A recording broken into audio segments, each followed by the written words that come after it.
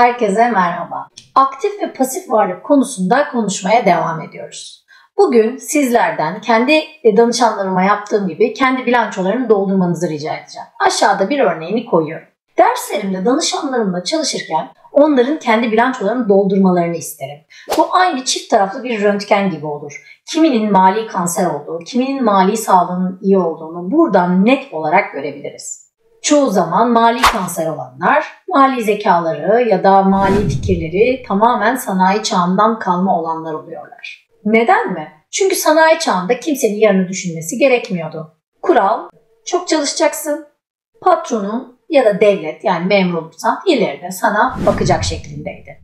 Bu yüzden de hala aile büyüklerimiz ya da arkadaşlarımız devlet memuru olduğunu duyduğunda yüzünde bir gülümseme oluşur. Çünkü hiçbir şeyi düşünmeden ömür boyunca onlara bakacak birer ebeveyndir devlet. Artık yeterince güvencemiz yok. Emekli olduğumuzda başımıza ne geleceği belli değil ve bu süreç içerisinde kazandığımız paralar asla bizi yeterince mutlu etmeye yetmiyor.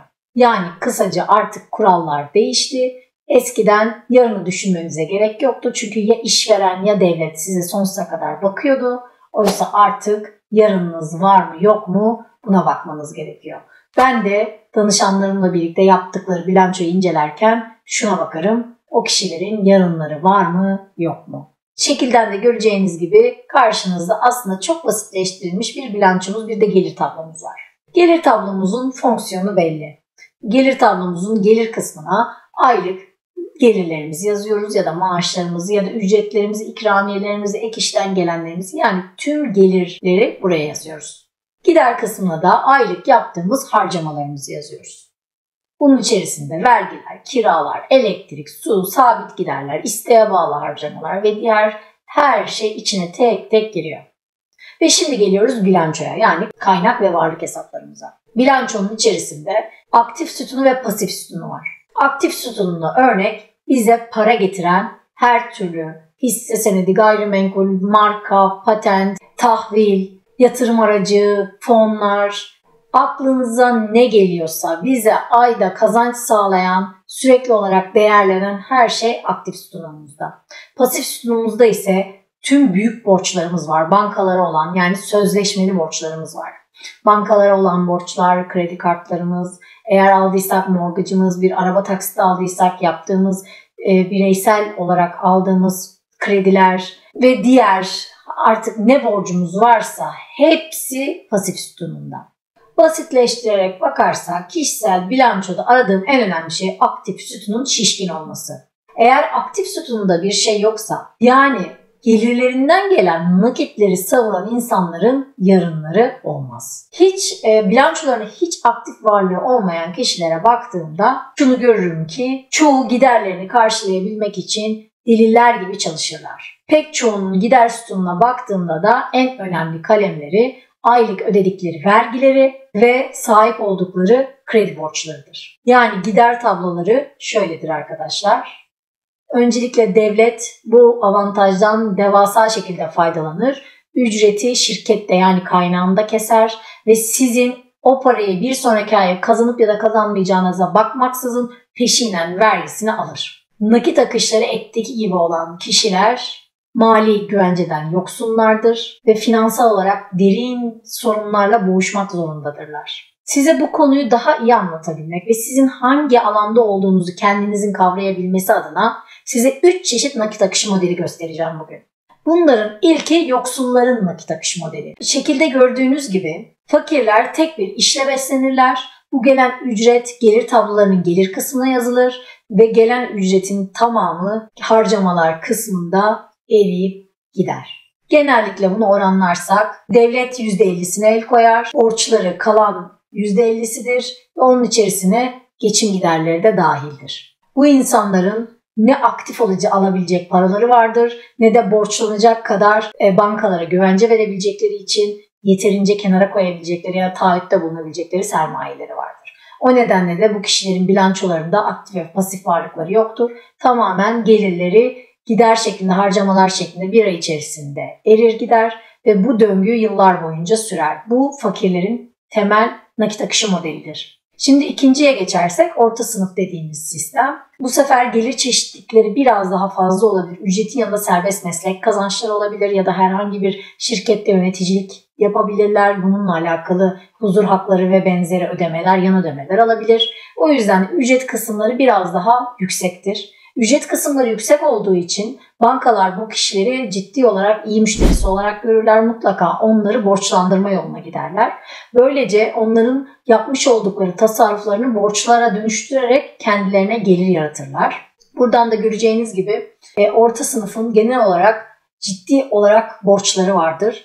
Burada gördüğünüz ev ipoteğini neden evi aktif olarak yazmadım derseniz ev aktif varlığınız değildir. Çünkü evden bir nakit akışı sağlayamazsınız. Ne zaman ya evin borcunu ödeyip içine kiracı koyduğunuz ya da eğer çektiğiniz evin kredisi kira getirinizin yanında düşük kalıyorsa, yani kiranız evinizin ödemesini karşılıyorsa ancak o zaman bunu aktif varlık olarak görebilirsiniz. Nakit akışı modellerinde nakitin nereye gittiği o varlığın aktif mi pasif mi olduğunu belli eder. Paranın yönüne bakacaksınız. Paranın son durağı kimde kaldıysa onun aktif varlığıdır. Para ilk olarak kimden çıktıysa onun pasif varlığıdır. Bu nedenle de orta sınıf kişilerin varlık sistemleri gördüğünüz gibi çalışır. Bu kişilerin gelen ücretleri büyük borçlanmalar yoluyla ve harcamalar yoluyla elden hızlı şekilde çıkar.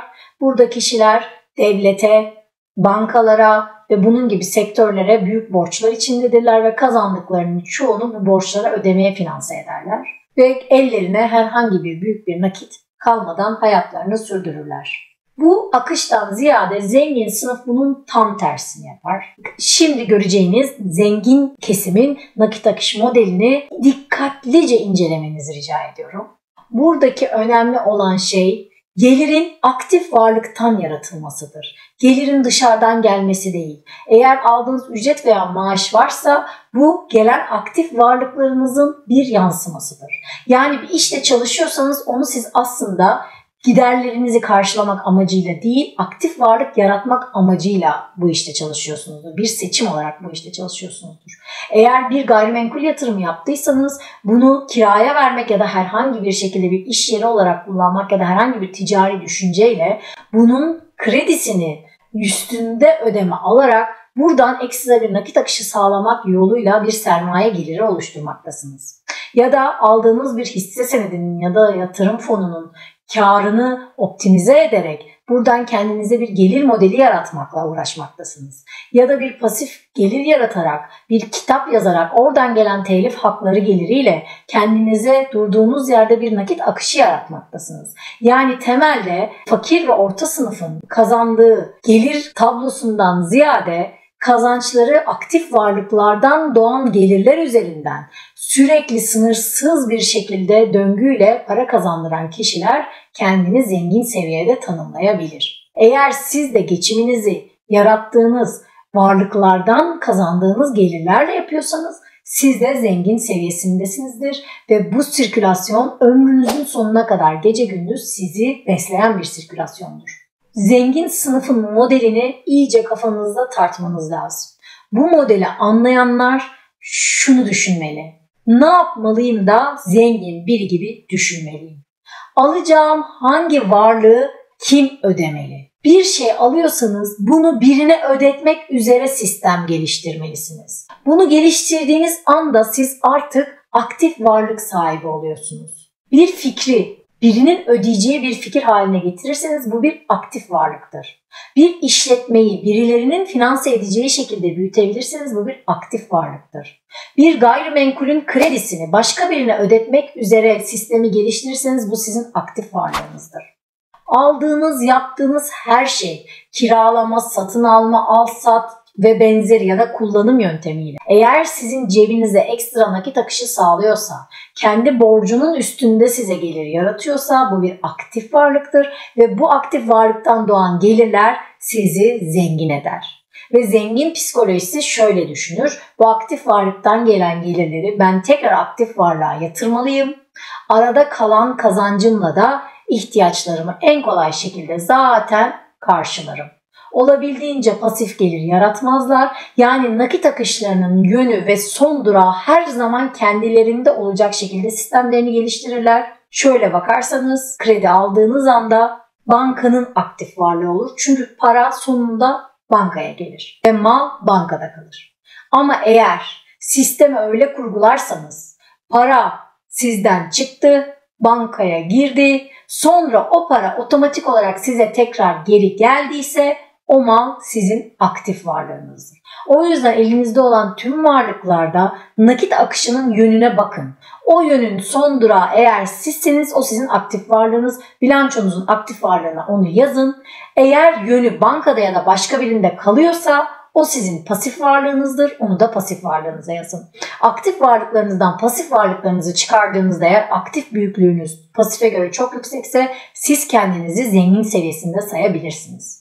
Ama tam tersi durumda pasif varlıklarınız yani borçlarınız net varlıklarınızdan daha yüksekse sizler fakir orta sınıf seviyede finansal zekaya ve bilgi birikimine sahipsinizdir. O yüzden de bundan sonra yapacağınız bütün girişimlerde kim kime borçlu oyununu mutlaka oynayın. Siz birine borçlu olmayın, olacaksanız da o borcunuzu başka biri ödeyecek şekilde sistemlerinizi geliştirin. Size bu konuda bir örnek vermek istiyorum. Çok yakın bir tanıdığım kendilerine yaşamak için bir arsa arıyordu. Gerçekten de şehrin dışında kırsal alanda büyük bir arsa buldular ve onu istedikleri fiyata alabilme gayretine sahiplerdi. Yaklaşık olarak 700.000 TL'lik bir arsadan söz ediyorum.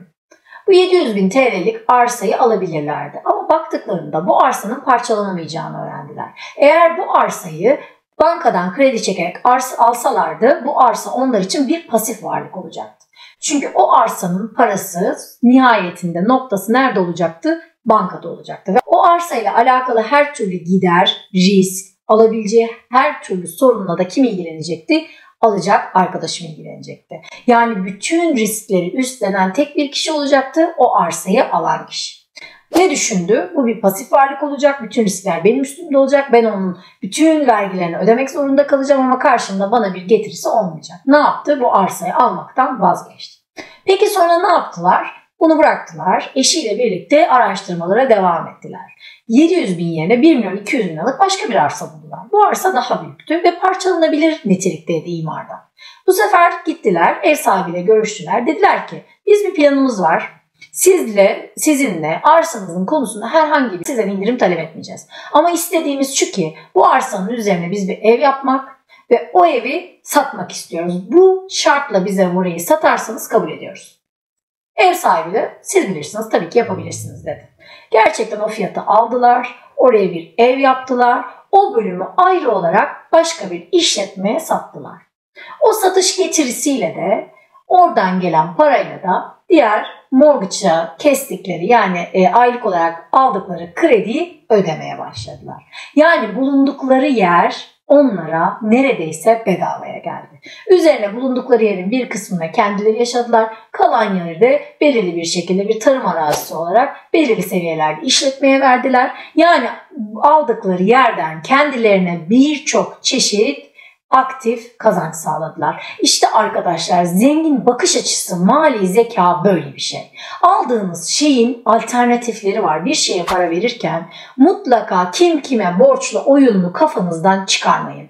Yaptığınız ödemelerin hepsini finanse edecek birilerini bulun. Birilerini bulamıyorsanız o ürünleri almayın. Yerine onları finanse edecek birilerini bulabileceğiniz tipte ürünler tasarlayın. Onları araştırın. Mali zekanızı, finansal düzeyinizi ve aktif varlık düzeyinizi zenginler gibi düşünen noktaya getirin. Ondan sonra anlayacaksınız ki artık gelirleriniz siz hiç çalışmadan otomatik aktif hesaplarınızdan pasif gelir şeklinde karşılanacak. Giderleriniz konusunda hiçbir şekilde sıkıntıya ve strese girmenize gerek kalmayacak. Çünkü o gelirler size ömür boyu yetecek. Hatta sizi zenginlik seviyesine taşıyacak arkadaşlar.